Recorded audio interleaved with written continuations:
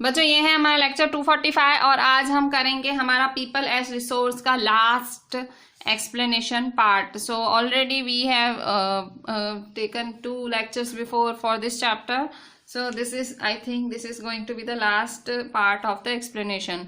So page number 24 पे देखेंगे unemployment. So what do you mean by unemployment? Unemployment मतलब अगर if I'm saying in Hindi it means बेरोजगारी, ठीक है, जिसके पास काम नहीं है, मतलब अनएम्प्लॉयमेंट। भाई आप में स्किल है पर काम नहीं है, ठीक है, आप बहुत एजुकेटेड हो, आपने MA किया है, B.Ed किया है, अब आपको टीचर बनना है, आपको नौकरी नहीं है, so that is unemployment. So Sakal's mother Sheela looked after the domestic chores. हम हैं पेज 24 पे आपकी NCERT के अंदर। सो जो सकल की माँ थी शीला, मम्मी थी, वो घर के कामकाज देखती थी, बच्चों को देखती थी और अपने हस्बैंड बूटा को जाके उनके खेतों में भी मदद करती थी। सकल का ब्रदर जीतू और सिस्टर सीतू वो खाने में कह रही हूँ, खेलने में और घूमने में अपना टाइम स्पेंड करते थे। क्या आप बोल सकते हो शीला, जीतू या सीतू अनएम्प्लॉयड हैं? अगर नहीं है तो क्यों? सो अनएम्प्लॉयमेंट कब होता है? सो अनएम्प्लॉयमेंट होता है अनएम्प्लॉयमेंट, पहले अनएम्प्लॉयमेंट की परिभाषा, डेफिनेशन क्या है? Unemployment is said to exist when people who are willing to work at the going wages cannot find jobs. So, unemployment क्या होता है? Unemployment तब होता है जब लोग काम करना चाह रहे हैं और जो सैलरी चल रही है उस सैलरी पे काम करना चाह रहे हैं पर उन्हें नौकरी नहीं मिल रही।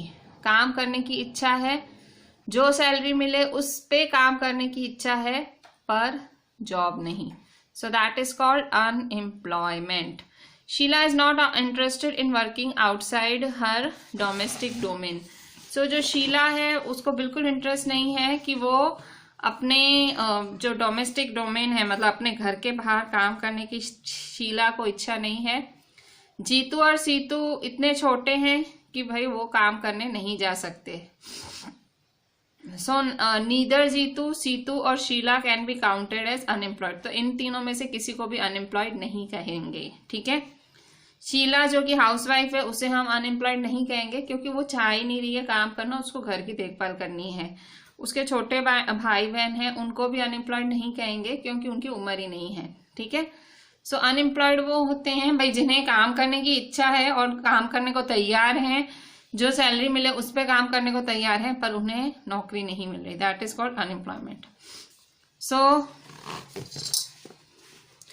पेज नंबर 25 पे the workforce population includes people from 15 years to 59 years. काम करने वाली पॉपुलेशन कौन सी है? काम करने वाली पॉपुलेशन है workforce population includes. So workforce population includes people from 15 to 59 years. किन लोगों को काम करने के कौन लोग काम कर सकते हैं हमारे देश के अंदर? 15 साल से 59 ईयर्स तक, ठीक है, ये वर्क पॉपुलेशन होती है। अगर आप 15 साल से पहले काम नहीं कर रहे हो तो कोई आपको अनएम्प्लॉयड नहीं बोलेगा, और 15 साल के बाद आप काम करने की इच्छा रख रहे हो, काम नहीं मिल रहा है तो अनएम्प्लॉयड, ठीक है। 15 से 59 ईयर्स तक आपको पता है 59 के बाद रिटायरमेंट भी मिलती है। So the workforce population includes people from 15 to 59 years. Sakal's brother and sister do not fall within his age group, so they can not be called unemployed. So Sakal का जो ब्रदर है और उसकी सिस्टर है, सो सकल का ब्रदर और sister इस category में नहीं है, काम करने वालों की कैटेगरी में छोटे हैं वो लोग, ठीक है। सो उन्हें आप अनएम्प्लॉयड नहीं कह सकते। और जो सकल की मम्मी है शीला, वो फैमिली के लिए काम करती है और उसे इंटरेस्ट नहीं है कि वो बाहर जाके काम करे पैसों पे, और उसे भी आप अनएम्प्लॉयड नहीं कह सकते। अगर सपोज सकल के ग्रैंड पेरेंट्स भी होते, सो सकल के ग्रैंड पेरेंट्स को भी आप अनएम्प्लॉयड नहीं बोल सकते थे क्योंकि वो उम्र लायक होते, ठीक है।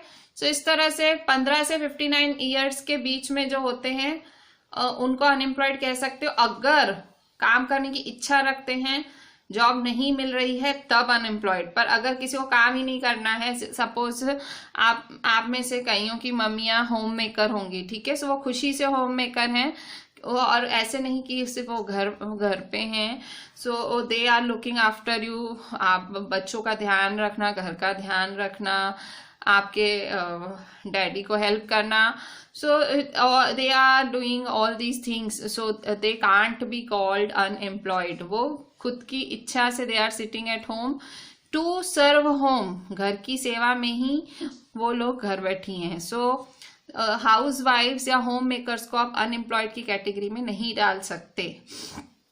In case of India we have unemployment in rural and urban areas. India की बात करो तो इंडिया गांव है, इंडिया शहर भी है। सो इंडिया में अनएम्प्लॉयमेंट गांव में भी है और शहरों में भी है। However the nature of unemployment differs in rural and urban areas. पर अगर आप देखोगे जो अनएम्प्लॉयमेंट है वो रूरल एरियाज और अर्बन एरियाज में अलग अलग है। In case of rural areas में कैसा अनएम्प्लॉयमेंट है? There is seasonal and disguised unemployment. ठीक है, रूरल एरियाज में कैसा है? गांव में सीजनल और डिस्गाइज्ड अनएम्प्लॉयमेंट है, और अर्बन एरियाज है मोस्टली एजुकेटेड अनएम्प्लॉयमेंट। ठीक है, सो अनएम्प्लॉयमेंट अर्बन भी है, रूरल भी है। What do you mean by urban? Urban means city, rural means गांव। ठीक है, सो अर्बन में कौन सा अनएम्प्लॉयमेंट होता है? एजुकेटेड, क्योंकि वहां पे एजुकेटेड लोग होते हैं, इतनी सारी डिग्रियों के साथ वो घूमते हैं नौकरियों के लिए, नौकरियां नहीं मिलती, सो दे आर कॉल्ड अनएम्प्लॉयड। गांव में कैसा है? गांव में एजुकेशन इतना है नहीं, तो एजुकेटेड अनएम्प्लॉयमेंट तो है नहीं। सो गांव में कौन सा अनएम्प्लॉयमेंट है? Seasonal and disguised. हम नीचे डिटेल में पढ़ेंगे सीजनल और डिस्गाइज्ड का मतलब क्या है। So what do you mean by seasonal unemployment? Seasonal unemployment happens when people are not able to find jobs during some months of the year. So कब होता है seasonal unemployment? जब लोगों को जॉब नहीं मिलता, are not able to find jobs during some months of the year, कुछ महीनों के लिए जॉब नहीं मिलता, उसे कहते हैं seasonal unemployment. People depend upon agriculture usually face such kind of problem. ठीक है, सो जो लोग एग्रीकल्चर पे डिपेंडेंट हैं, ठीक है, so people depending upon agriculture usually face such kind of problem. So जो लोग एग्रीकल्चर पे डिपेंडेंट हैं उन्हें ऐसी प्रॉब्लम फेस करनी पड़ जाती है। फिर से सीजनल एम्प्लॉयमेंट मतलब जब आपको साल के कुछ महीने नौकरी नहीं मिलती, मतलब आपको करनी है, मतलब जैसे 8 महीने आपको नौकरी है पर 4 महीने आप बिल्कुल बेरोजगार हो, सीजनल अनएम्प्लॉयमेंट। ऐसा आपने देखा होगा जैसे फसल उगाने के टाइम, फसल कटने के टाइम, पर जो बीच का टाइम है सो फार्मर्स अनएम्प्लॉयड रहते हैं। सो जो फील्ड वगैरह में काम करते हैं वो अनएम्प्लॉयड होते हैं उस टाइम, तो उसे कहते हैं seasonal. There are certain busy seasons when sowing, harvesting, weeding and threshing is done. Certain months do not provide much work to people dependent on agriculture. So वही एग्रीकल्चर के केस में भी है। सो जब सोइंग करते हैं मतलब जब बीज बोते हैं, हार्वेस्टिंग काटते हैं, वीडिंग मतलब कीड़े वगैरह निकालते हैं, या थ्रेशिंग जब कटाई मतलब अलग करते हैं दाने उससे। सो ये सब में तब फार्मर बिजी होता है, पर कुछ महीनों के लिए उनको कुछ काम होता ही नहीं है। So this is called seasonal unemployment. मतलब सीजनल अनएम्प्लॉयमेंट आपको कहाँ देखने मिलेगा? एग्रीकल्चर में। और डिस्गाइज्ड अनएम्प्लॉयमेंट कहाँ देखने मिलेगा? So in case of disguised unemployment people appear to be employed. अभी डिस्गाइज्ड अनएम्प्लॉयमेंट में क्या होता है? लोग आपको एम्प्लॉयड दिखते हैं, ठीक है। डिस्गाइज्ड अनएम्प्लॉयमेंट में ऐसा लगता है कि लोग एम्प्लॉयड हैं, ठीक है। डिस्गाइज्ड अनएम्प्लॉयमेंट में मतलब लगता है कि भाई काम कर रहे हैं। They have agriculture plot where they find work. उनको एक एग्रीकल्चर का प्लॉट होता है जहाँ काम करते हैं। This usually happens when among family members engage in agricultural activity. The work requires the service of 5 people but engages 8 people. 3 people are extra. इसमें क्या होता है? जैसे disguised unemployment में लगता है काम हो रहा है, हाँ काम होता भी है बट इतने लोगों की ज़रूरत नहीं है। तो ऐसे जैसे एक गांव में एक फैमिली है, उसके पास खेत है, ठीक है। अब उस फैमिली में 10 लोग रहते हैं, खेत बहुत छोटा सा है, उस खेत पे जाके 6 लोग काम करें इनफ है। 6 लोगों की मेहनत बहुत है एक खेत पे, पर क्योंकि 4 लोग घर में फ्री बैठे हैं वो भी चले जाते हैं। वो सोचते हैं बाहर जाके क्या काम करें, अपने खेत पे ही करें। फिर 10 के 10 लोग एक ही खेत पे काम कर रहे हैं। सो अब कर तो रहे हैं काम, पर वेस्ट है उनका काम करना, क्योंकि इतनी ज़रूरत ही नहीं है। 4 लोग एक्स्ट्रा ही हैं, दिख रहा है काम कर रहे हैं। आप वहां से पास होगे तो आपको दिखेगा 10 लोग काम कर रहे हैं खेत पे, पर एक्चुअली काम 6 लोगों की ज़रूरत है, वो 4 को कहीं और काम करना चाहिए, पर वो वहीं कर रहे हैं। सो उसे कहते हैं डिस्गाइज्ड। दिख रहा है कि 10 के 10 लोग काम कर रहे हैं, पर एक्चुअली इतने लोगों की ज़रूरत ही नहीं। So that is called disguised. In case of urban areas, so urban areas के केसेस में educated unemployment has become a common phenomenon. So ये तो आपको पता ही है, शहरों में जो पढ़े लिखे लोग हैं वो अभी भी अनएम्प्लॉयड बैठे हैं। Many youth with matriculation, graduation, post graduation not able to find job. So 10th पढ़े, 12th पढ़े, बैचलर्स किया, मास्टर्स किया, तो भी जॉब नहीं।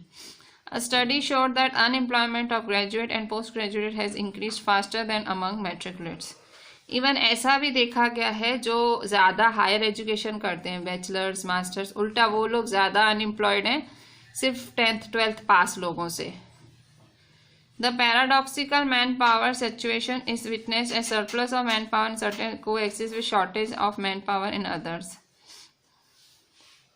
सो पैराडॉक्स तो क्या है? पैराडॉक्स मतलब एक जो कहते हैं ना अपोज करने वाली बात, तो ये है कि कहीं पे तो इतने ज़्यादा लोग हैं काम करने के लिए कुछ कैटेगरीज में, और कुछ कैटेगरीज में लोग ही नहीं हैं कि काम करें। जैसे कि there is unemployment among technically qualified person at one end. जो टेक्निकली क्वालिफाइड पर्सन हैं, इंजीनियर्स वगैरह हैं, आप देखोगे वो अनएम्प्लॉयड हैं। While there is a dearth of technical skills required for economic growth. और सामने ये बात भी है कि हमको इकोनॉमिक ग्रोथ चाहिए, देश मतलब इकोनॉमिकली ग्रो करे, उसके लिए हमें टेक्निकल स्किल्स ही नहीं है। मतलब देखो कैसी बात है, जो टेक्नोलॉजी से जुड़े लोग हैं उनके पास नौकरियां नहीं हैं, और देश तो तभी तरक्की करने वाला है जब उनको नौकरियां मिलेंगी। मतलब देश तरक्की तो टेक्निकल वे से ही करेगा ना, हम टेक्निकली। सो मतलब अनएम्प्लॉयमेंट क्यों नहीं है वो ही नहीं समझ आ रहा है, क्योंकि देश तरक्की कर नहीं रहा है। मतलब अनएम्प्लॉयमेंट है, क्यों एम्प्लॉयमेंट नहीं है? सो यही एक कारण, ये सोचने की बात है। Unemployment leads to wastage of manpower resource. जब किसी देश में अनएम्प्लॉयमेंट होता है, बेरोजगारी होती है, तो तब हम जो है मैन पावर रिसोर्स को एक वेस्ट करते हैं। मतलब हम इतनी सारी संख्या है, उसका जो स्किल है उसे वेस्ट कर देते हैं। People who are an asset for the economic turn into a liability. जो लोग देश की इकोनॉमी के लिए, देश के अर्थशास्त्र के लिए एसेट हो सकते थे, वरदान हो सकते थे, वो अभी देश के लिए लायबिलिटी बन जाते हैं। There is a feeling of hopelessness and despair among the youth. So जो youth हैं उनके मन में hopelessness है। There is a feeling of hopelessness, ठीक है, मतलब निराशावादी हैं, and despair, ठीक है। आज का यूथ निराशावादी होता जा रहा है। आज का यूथ एकदम मतलब एकदम डिप्रेस्ड है। क्यों? क्योंकि नौकरी नहीं है। People do not have enough money to support their family. पैसे नहीं हैं कि फैमिली को सपोर्ट कर पाएँ।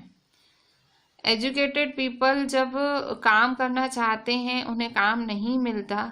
सो इससे बड़ा समाज का मतलब समाज की दुर्गति कुछ और नहीं होगी। ये सोशल वेस्ट है।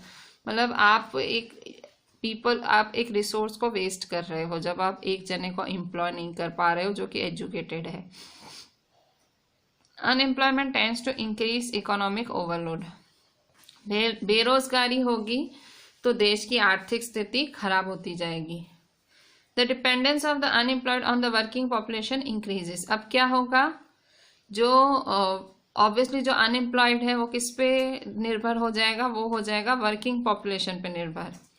The quality of life of an individual as well as of society is adversely affected. So जो क्वालिटी है लाइफ की वो इंडिविजुअल की, सोसाइटी की, दोनों की फुल्ली अफेक्ट होगी। When a family has to live on a bare subsistence level, there is a general decline in its health status and rising withdrawal from the school system. So जब लोगों को खाली basic चीज़ों पे जीना पड़ जाएगा क्योंकि पैसे हैं नहीं, सो ऑब्वियसली बेसिक चीज़ें, रोटी कपड़ा मकान, लोग उसी को संजोने में लग जाएंगे, उनका हेल्थ गिरेगा, वो लोग अपने बच्चों को स्कूलों से निकालेंगे क्योंकि पैसे ही नहीं है, खाने को ही पैसे नहीं है, क्या करेंगे। So hence unemployment has a detrimental impact on the overall growth of an economy. So unemployment, बेरोजगारी का तो बहुत बड़ा प्रभाव है, बुरा प्रभाव है इकोनॉमी पे। Increase in unemployment is an indicator of depressed economy. जितना ज़्यादा अनएम्प्लॉयमेंट बढ़ रहा है, मतलब बेरोजगारी बढ़ रही है, इस हमारी इकोनॉमी इतनी ज़्यादा डिप्रेस हो रही है, मतलब इकोनॉमी इतनी ज़्यादा गिर रही है। It also waste the resource which could have been gainfully employed. जो लोग एम्प्लॉयमेंट लेके देश का भला हो सकते थे, अब उनको हम अनएम्प्लॉय रख के उनको वेस्ट कर रहे हैं। People can not be use as a resource, they naturally appear as liability to the economy. ये चीज़ रिपीट हुई, ऊपर भी आई थी। लोगों का इस्तेमाल नहीं हो रहा है, इसका मतलब वो लायबिलिटी है। In case of India statistically the unemployment rate is low. Unemployment का बहुत बुरा असर है हमारी इकोनॉमी पे। अनएम्प्लॉयमेंट बढ़ रही, अगर अनएम्प्लॉयमेंट की बात करो तो अगर आप आंकड़ों की बात करो तो ऐसा दिखता है आंकड़ों में कि अनएम्प्लॉयमेंट का रेट बहुत कम है, मतलब कम लोग अनएम्प्लॉयड हैं। A large number of people represented with low income and productivity are counted as employed. क्यों ऐसे आंकड़ों में ऐसा क्यों दिख रहा है एम्प्लॉयमेंट है? क्योंकि कई लोग फिर कुछ कहीं नौकरी नहीं मिलती है तो छोटी मोटी जगह नौकरी कर लेते हैं बिल्कुल कम सैलरीज के साथ, तो फिर वो एम्प्लॉयमेंट की कैटेगरी में आ जाते हैं, पर देखा जाए तो वो अभी भी अनएम्प्लॉयड ही हैं। They appear to work throughout the year but in terms of their potential and income it is not adequate for them. कई लोगों में बहुत ज़बरदस्त कैपेसिटी होती है पूरे साल काम करने की, पूरे साल, और बहुत ज़्यादा वो प्रोडक्टिव चीज़ें कर सकते हैं, पर नौकरी ऐसी मिलती है, उनको कुछ मिलता ही नहीं है, वो कैसी भी नौकरी हासिल कर लेते हैं। सो वो नौकरी, उनकी जो कैपेसिटी है उतना उनसे काम नहीं लेती, तो एक तरह से वो अनएम्प्लॉयमेंट ही हुआ। भले दिखता है पूरा साल काम कर रहा है कोई इंसान, पर वो अनएम्प्लॉयमेंट है एक तरह का। The work that they are pursuing seems forced upon them. ऐसे लगता है काम जबरदस्ती कराया जा रहा है। They may therefore want other work of their choice. Poor people cannot afford to sit idle. They tend to engage in any activity irrespective of its earning potential. The earning keeps them on a bare subsistence level. गरीब लोग बिल्कुल मतलब खाली बैठना afford कर ही नहीं सकते।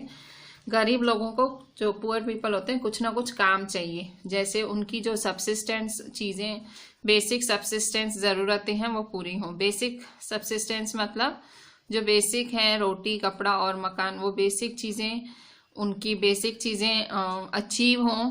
सो ये लोग क्या हैं, ये लोग बिल्कुल खाली बैठ ही नहीं सकते। So moreover, the employment structure is characterized by self-employment in the primary sector.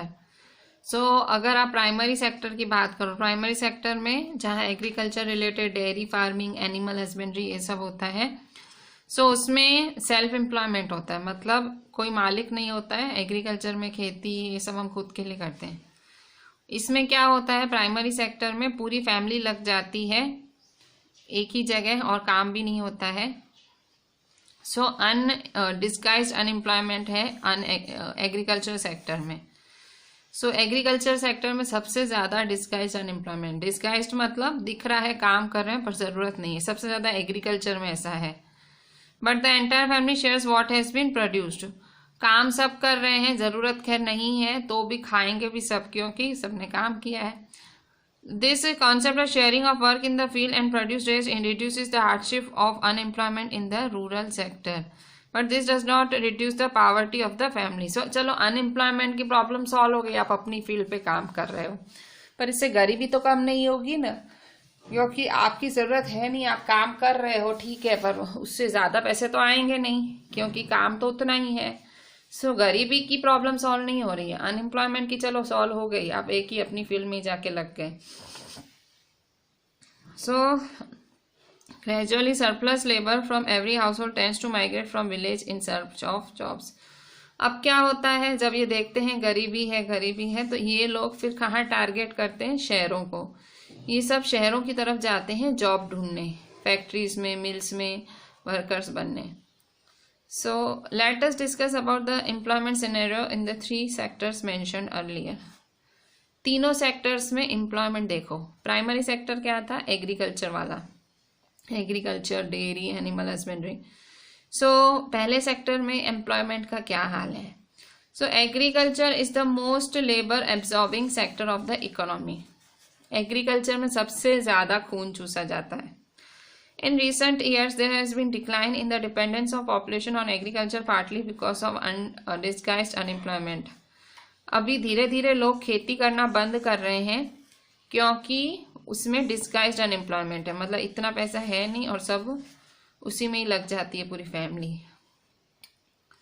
Some of the surplus labor in agriculture has moved to either secondary और tertiary sector। फिर ये लोग क्या करते हैं, एग्रीकल्चर छोड़ के या तो सेकेंडरी सेक्टर में चले जाते हैं, मैन्युफैक्चरिंग कर लेते हैं या कुछ और काम, या टर्शियरी में सर्विस वाला काम कर लेते हैं कोई।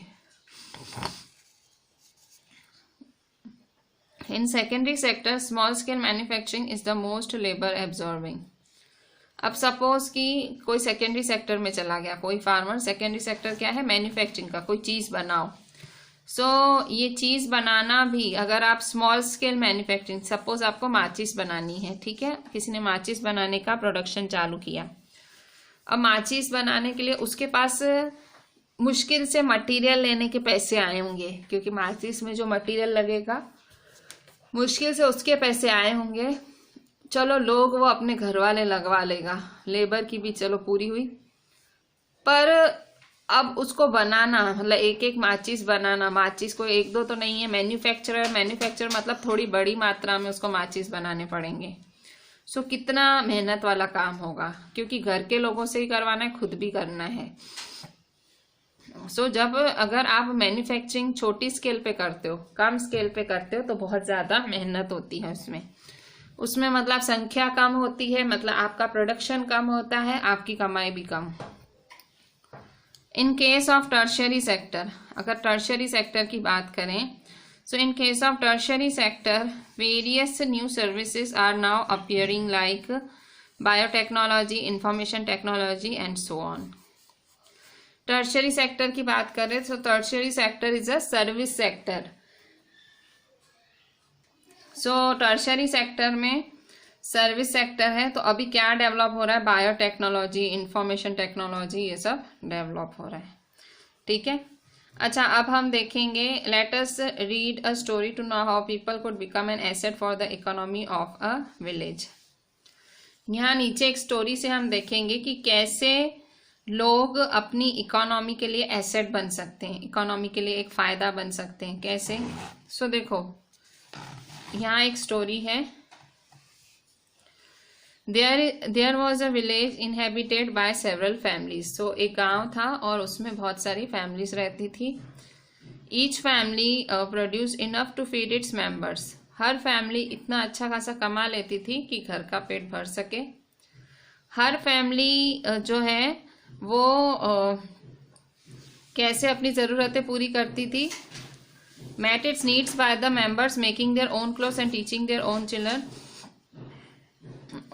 हर फैमिली की ज़रूरतें ऐसे पूरी होती थी, वो लोग अपना जो है कपड़े खुद बनाते थे, अपने बच्चों को खुद पढ़ाते थे।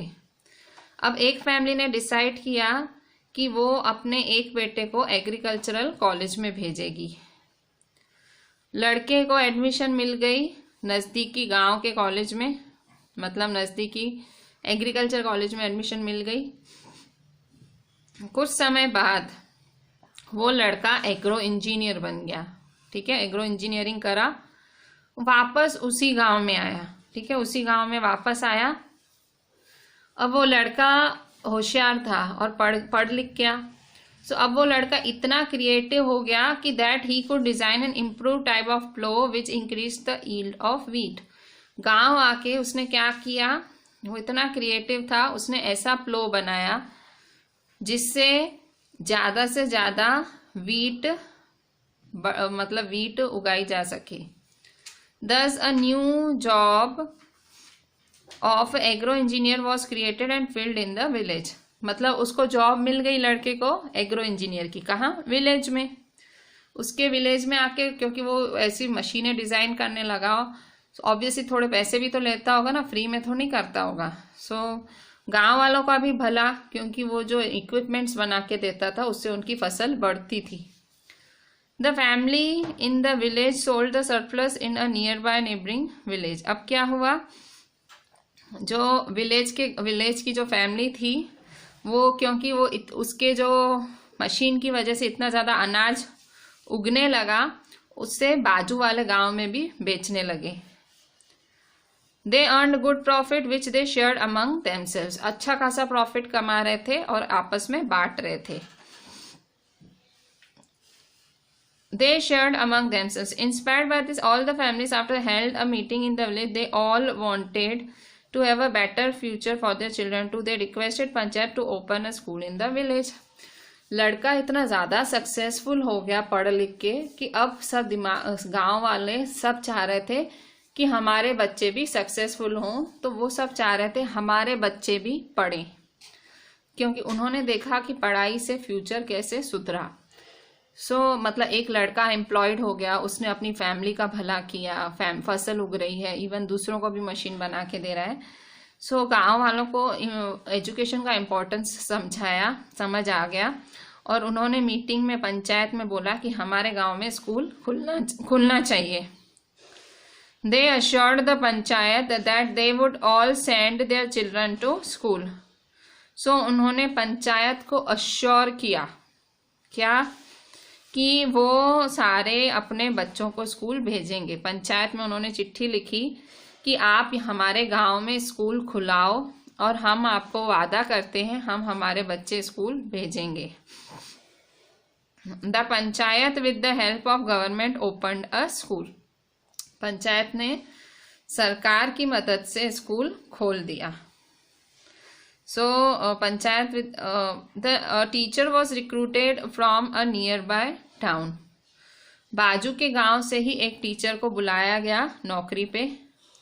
All the children of this village started going to school।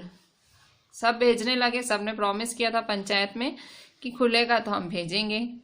After some time one of his families gave training to his daughter in tailoring। अब क्या हुआ, एक फैमिली ने अपनी एक किसी बेटी को टेलरिंग की ट्रेनिंग करवाई, मतलब टेलरिंग की शिक्षा दिलवाई। ये स्किल है, tailoring is a skill, education नहीं है पर स्किल है। She started stitching clothes for all the families of the village for everyone now wanted to buy and wear well tailored clothes. क्योंकि लड़की ने अच्छी स्किल आ गई थी, लड़की को टेलरिंग की अच्छी स्किल आ गई थी, सिलाई की। तो वो लड़कियां पूरे गांव के कपड़े सिलने लगी और लड़की को काम मिला और गांव वालों को भी अच्छे कपड़े मिल रहे थे। तो एक नया जॉब क्रिएट हुआ, दैट ऑफ अ टेलर। मतलब एक टेलर के लिए गांव में जॉब हो गई, वो लड़की टेलर बन गई। और दूसरा पॉजिटिव इफेक्ट क्या हुआ, the time of the farmers. अब क्या करते थे, पहले गांव वाले शहरों में जाके कपड़े खरीदते थे। अब क्योंकि गांव में ही टेलर आ गई थी, लड़की टेलर थी, लड़की सीख के आई थी टेलरिंग, गांव में ही वो उनको टेलर, मतलब उनके आने जाने का टाइम, पैसों का टाइम बच गया। As the farmers spent more time in the field, the yield of the farms went up। गांव में एक इंजीनियर, एक टीचर और एक टेलर थे, तो गांव वालों का काफ़ी शहरों में जाने का टाइम बच गया। अब वो उतना टाइम अपनी फील्ड पे मेहनत करते थे और उससे उनकी फसल और उगी। This was the beginning of prosperity, ये सिर्फ गांव के फलने फूलने की शुरुआत थी। The farmers had more than what they could consume, गांव के पास जितना उस गांव के पास होना चाहिए उससे कहीं ज्यादा था। Now they could sell what they produce to others who came to their village markets, अब वो जो भी उनके विलेज में आता था वो बेच भी सकते थे, इतना गांव में उगता था। Over time this village which formerly had no job opportunities in the beginning had many like teacher, tailor, agro engineer, many more। पहले इस गांव में जॉब जैसा कुछ नहीं था, खेती होती थी, पर अब इस गांव में टेलर था, एग्रो इंजीनियर था, टीचर्स थे और बहुत सारे गांव में और अलग अलग लोग थे। This was story of a simple village where rising level of human capital enabled it to evolve into a place rich with complex and modern economic activities। गांव एकदम सिंपल सा था, पर यहाँ पे इन्होंने अपने ह्यूमन कैपिटल को बढ़ाया। ह्यूमन कैपिटल मतलब शिक्षा दी उन्होंने, अपने बच्चों को स्किल दी और उनके बच्चों ने रिटर्न में गांव का भला किया। गांव अब मॉडर्न है, गांव में वहाँ अच्छी अच्छी इकोनॉमिक एक्टिविटीज होती हैं। जस्ट वो ये पैराग्राफ में समझाने का बात यही है कि अगर आप ह्यूमन कैपिटल पे इन्वेस्ट करते हो, अगर आप बच्चों में अपने बच्चों में स्किल डेवलप कर रहे हो, उनकी एजुकेशन पे इन्वेस्टमेंट कर रहे हो, तो अगर बच्चों में टैलेंट है तो फ्यूचर में बच्चे अच्छा रिटर्न दे सकते हैं आपको एंड आपकी सोसाइटी को, सोसाइटी इन द सेंस समाज को। So this was all about this chapter, people as a resource. इस चैप्टर की शॉर्ट समरी यहाँ लिखी हुई है, सो हम ये भी देख ही लेते हैं। फाइनली समरी में है, you have seen how inputs like education help in making people N asset for the economy. आपने देखा कि कैसे एजुकेशन हेल्थ जो है लोगों को इकोनॉमी के लिए एसेट बना रही है, मतलब एक वरदान बना रही है लोगों को एजुकेशन और हेल्थ। चैप्टर में डिस्कस हुआ इकोनॉमिक एक्टिविटीज, जो 3 सेक्टर्स में हमने 3 सेक्टर्स डिस्कस किए, प्राइमरी, सेकेंडरी, टर्शियरी। हमने we also study about the problem associated with the unemployment. हमने इस चैप्टर के अंदर बेरोजगारी, अनएम्प्लॉयमेंट से रिलेटेड प्रॉब्लम भी देखी। Finally the chapter ends with the story of a village which formally had no job but later had plenty. Finally इस chapter end हुआ एक विलेज की स्टोरी के साथ, जहाँ पे कोई जॉब नहीं था, पर पढ़ लिखने के बाद विलेज में काम ही काम था। सो चैप्टर के अंदर आपने एजुकेशन हेल्थ के बारे में पढ़ा कि इकोनॉमिक पे कैसा अच्छा असर डाल सकता है, 3 सेक्टर्स ऑफ इकोनॉमी के बारे में पढ़ा, अनएम्प्लॉयमेंट की प्रॉब्लम्स के बारे में पढ़ा और लास्ट में एक विलेज के बारे में। सो ये 4 चीजें पढ़ी आपने पूरे चैप्टर के अंदर। सो हमने जितनी भी पॉइंट्स आज डिस्कस की हैं, सो आपको एक एक पॉइंट लिखनी है, ठीक है बच्चों। अभी हम एनसीईआरटी के जो हमारे क्वेश्चंस हैं इस चैप्टर के वो डिस्कस कर लेते हैं। सबसे पहला क्वेश्चन है, what do you understand by people as a resource. जो चैप्टर की हेडिंग है पीपल एज अ रिसोर्स, इससे आपको क्या समझ आया। So the people of a country are an important resource if they become educated and healthy. In fact, human resource is superior to other resources like land and physical capital. It is human resource that make use of land and capital. Land and capital cannot become useful on their own. They are made useful by human beings. So, what do you understand by people as a resource? तो देखो, जो किसी भी देश के लोग होते हैं, किसी भी कंट्री के लोग होते हैं, वो एक इम्पॉर्टेंट रिसोर्स है।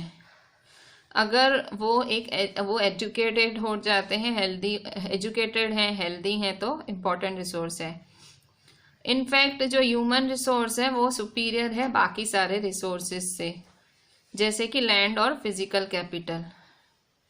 It is human resource that makes use of land and capital. So human resource है जो लैंड और कैपिटल का पूरा यूज लेता है। Land and capital can not become useful on their own. So जो लैंड और कैपिटल है वो खुद से किसी के काम नहीं आता। They are made useful by human beings. उसको कौन यूज करते हैं? Human beings. सिंपल सी चीज है, पीपल रिसोर्स कब बनेंगे? जब वो एजुकेटेड होंगे, हेल्दी होंगे। Human resource is superior than any other resource. Human resource सबसे ऊपर है, हर रिसोर्स से ऊपर है। और ह्यूमन रिसोर्स ही है जो लैंड और कैपिटल का, मतलब लैंड कैपिटल रिसोर्सेज हैं, ठीक है। आपसे कोई पूछे तो आप कहोगे आपके पास क्या रिसोर्स है, आप कहोगे मेरे पास ज़मीन है, मेरे पास जायदाद है, ठीक है, वो रिसोर्स है, ठीक है। अभी ज़मीन जायदाद है पर उसका यूज़ कैसे करना है, उसको कैसे, तो जब आप एजुकेटेड होगे, स्किल्ड होगे, आप हेल्दी होगे, तो आपको समझ आएगा उस ज़मीन जायदाद का क्या करना है, ठीक है। सो अगर आप पैसे का, लैंड का, कैपिटल का, सबका यूज़ करना चाहते हो तो उसके लिए इंसानों की ज़रूरत है, और इंसानों को क्या होना चाहिए, स्किल्ड, एजुकेटेड होना चाहिए, हेल्दी होना चाहिए। क्वेश्चन 2,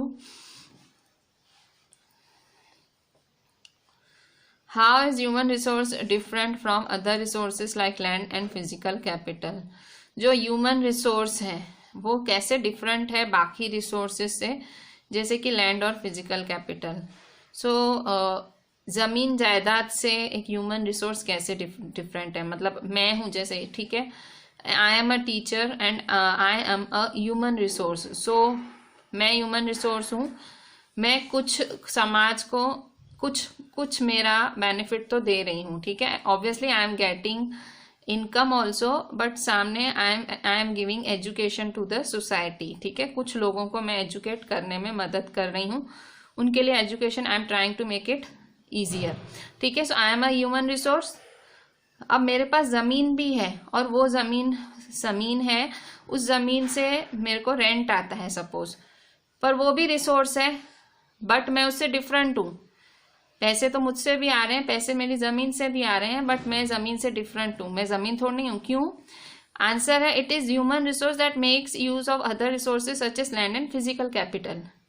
मैं ज़मीन का यूज़ कर सकती हूँ, मेरे को दिमाग आया कि मैं मेरी ज़मीन को रेंट पे दूँ, ठीक है, पर मेरी ज़मीन थोड़ी मेरा यूज़ करेगी, ठीक है। सो हम ह्यूमंस अपनी कैपेसिटी के हिसाब से हमारे फिजिकल कैपिटल्स लैंड का यूज़ करते हैं। Land and capital can not become useful on their own, खुद से नहीं वो काम के हो जाते हैं। हमको जब तक समझ नहीं आती, आपके पास ज़मीन है, आपके पास बहुत जायदाद है, पर आप ऐसे ही पड़ी है, आपको पता ही नहीं है करना क्या है, तो वो वेस्ट है, वो रिसोर्स वेस्ट है, ठीक है। इंस्टेड दे आर मेड, कौन यूजफुल बनाता है? आप लोग। जब आप उसका यूज़ करोगे, ह्यूमन रिसोर्सेज जब आप उसका यूज़ करोगे तो वो सुपीरियर हो जाएगी, ठीक है। So human resource is superior to other resources. मतलब लैंड कैपिटल का यूज़ करना है तो उसके लिए ह्यूमन रिसोर्सेज चाहिए, खुद ब खुद वो यूज़ नहीं होगी। Question 3, what is the role of education in human capital formation. अगर आप इंसान को एक कैपिटल बनाना चाहते हो, इंसान को अनमोल बनाना चाहते हो, एजुकेट करो, क्या रोल है एजुकेशन का? So education is an important input for the growth of an individual. अगर आप किसी में, मतलब एजुकेशन एक इनपुट है, मतलब जैसे आप कोई बिजनेस करते हो, इनपुट डालते हो ना, उसमें आप चीज़ें आपको डालनी पड़ती है, वैसे ही एक इंसान के अंदर एजुकेशन डालनी पड़ती है, एजुकेशन का इनपुट डालना पड़ता है, और वो ह्यूमन कैपिटल फॉर्मेशन में बहुत बड़ा रोल प्ले करता है। मतलब ह्यूमन कैपिटल मतलब इंसान को, वो इंसान की वर्थ बढ़ा देती है एजुकेशन। सो इससे क्या होता है, देश का प्रोडक्टिव पावर बढ़ता है, देश की तरक्की होती है, और इंसान को भी पता लगता है कि उसमें कितना ज़्यादा पोटेंशियल है, वो कितना ज़्यादा काम का है, and the ability to do a work, उसमें इतना कॉन्फिडेंस आ जाता है पढ़ के, उसे लगता है मैं हर काम कर सकता हूँ। एजुकेटेड पीपल को कहाँ फ़ायदा मिलता है? सोसाइटी को ऑब्वियसली सर्विस देते हैं, दूसरा बहुत उनको हायर इनकम्स भी मिलती हैं, जिससे वो अपनी फैमिली का ऑब्वियसली बहुत अच्छी हाई लेवल लाइफ दे सकते हैं। Society also gains in other indirect ways because the advantage of more educated population spread to those also who themselves are not directly educated. So ये एजुकेटेड लोग, जो पढ़े लिखे लोग हैं समाज के, वो जो कम पढ़े लिखे लोग हैं उनको भी सर्विस देते हैं, सामने उनको सैलरीज हाई मिलती हैं। सो इस तरह से उनका भी भला होता है, सोसाइटी का भी भला।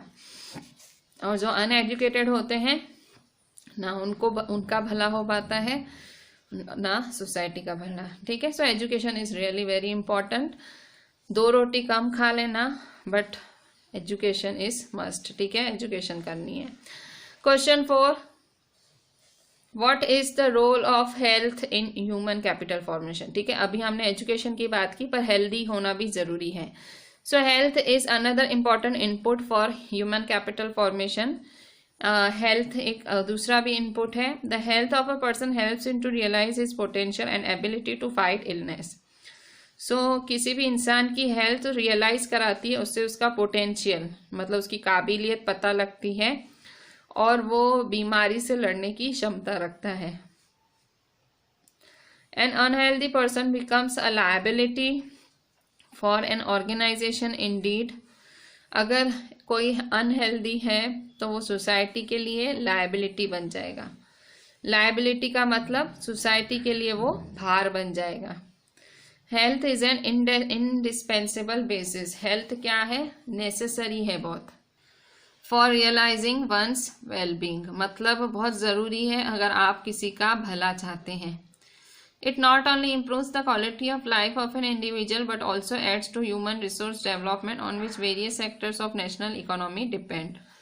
So इससे खाली क्वालिटी ऑफ लाइफ इम्प्रूव नहीं होती है पर हमारे देश का डेवलपमेंट भी होता है. अलग अलग सेक्टर्स में नेशनल इकोनॉमी का भी डेवलपमेंट होता है. Question 5. What part does health play in the individual's working life? किसी भी इंसान की लाइफ में हेल्थ का क्या रोल है? So health is an important aspect of individual's life. Health बहुत ज़रूरी है किसी की भी लाइफ में. It does not mean survival only. इसका मतलब सिर्फ सर्वाइवल नहीं है. It involves the physical, mental, economic and social well-being of an individual. सो इसका मतलब इसमें आपको फिजिकली, मेंटली, इकोनॉमिकली और सोशली आपका भला होना चाहिए.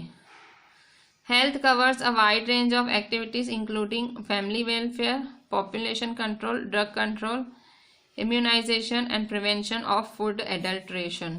सो हेल्थ क्या है? हेल्थ और भी एक्टिविटीज़ को कवर करता है जैसे कि family welfare, population control, drug control, immunization and prevention. अच्छा, हेल्थ के अंदर क्या क्या आता है? फैमिली का भला करना, दूसरा पॉपुलेशन कंट्रोल करना, तीसरा ड्रग कंट्रोल मतलब दवाओं की कम खपत, इम्यूनाइजेशन रसीकरण and prevention of food adulteration चीज़ों में मिलावट ना हो. सो हेल्थ में ये सब आता है. One can not work better. कोई अच्छे से काम नहीं कर सकता. One can not work better if he she sick और फिजिकली वीक. कोई बीमार है, कोई वीक है, वो अच्छे से काम नहीं कर सकता. A sick labourer without access to medical facilities withholds his own productivity. अगर कोई लेबरर बहुत ज़्यादा बीमार है वो अपना काम रोक देगा. क्यों? क्योंकि उसको मेडिकल फैसिलिटीज़ ही नहीं मिल रही हैं. जब वो अपना काम रोक देगा तो वो अपनी प्रोडक्टिविटी रोक देगा. मतलब जो प्रोड्यूस करने वाला है वो प्रोड्यूस नहीं होगा. अगर वो प्रोड्यूस नहीं होगा तो देश को वो चीज़ नहीं मिलेगी. सो मतलब ऑब्वियसली अगर एक जना बीमार है तो देश का नुकसान है. Hence a sound health is very much essential in the individuals working life. अगर आप स्वस्थ हैं वो बहुत इंपॉर्टेंट चीज़ है किसी की भी लाइफ में, स्वस्थ होना, हेल्दी होना. Next question. Right, what are the various activities undertaken in primary, secondary and tertiary sector? ये बहुत ही easy question है. So कौन कौन सी activities होती हैं प्राइमरी, सेकेंडरी और टर्शरी सेक्टर के अंदर? प्राइमरी सेक्टर में agriculture, forestry, animal husbandry, poultry farming, fishing, mining, quarrying, ये सब प्राइमरी सेक्टर है. सेकेंडरी सेक्टर में मैन्युफैक्चरिंग होती है. टर्शियरी सेक्टर में सारे सर्विसेज होती हैं जैसे कि trade, transport, communication, banking, education, health, tourism services, insurance etcetera. ठीक है. प्राइमरी में सारे जानवरों से जुड़ी हुई चीज़ें होती हैं. जानवरों के अलावा माइनिंग, क्वेरिंग भी मतलब खुदाई वगैरह भी. सेकेंडरी में मैन्युफैक्चरिंग होती है. टर्शियरी में सर्विस. ठीक है. So with this I am ending my today's lecture. हमने आज जितना भी डिस्कस किया और जितने भी क्वेश्चन आंसर्स डिस्कस किए, right each and every question answer properly in your notebook and WhatsApp me the entire thing. So this is me, your Ishika ma'am, requesting you to write each and everything properly in your notebook.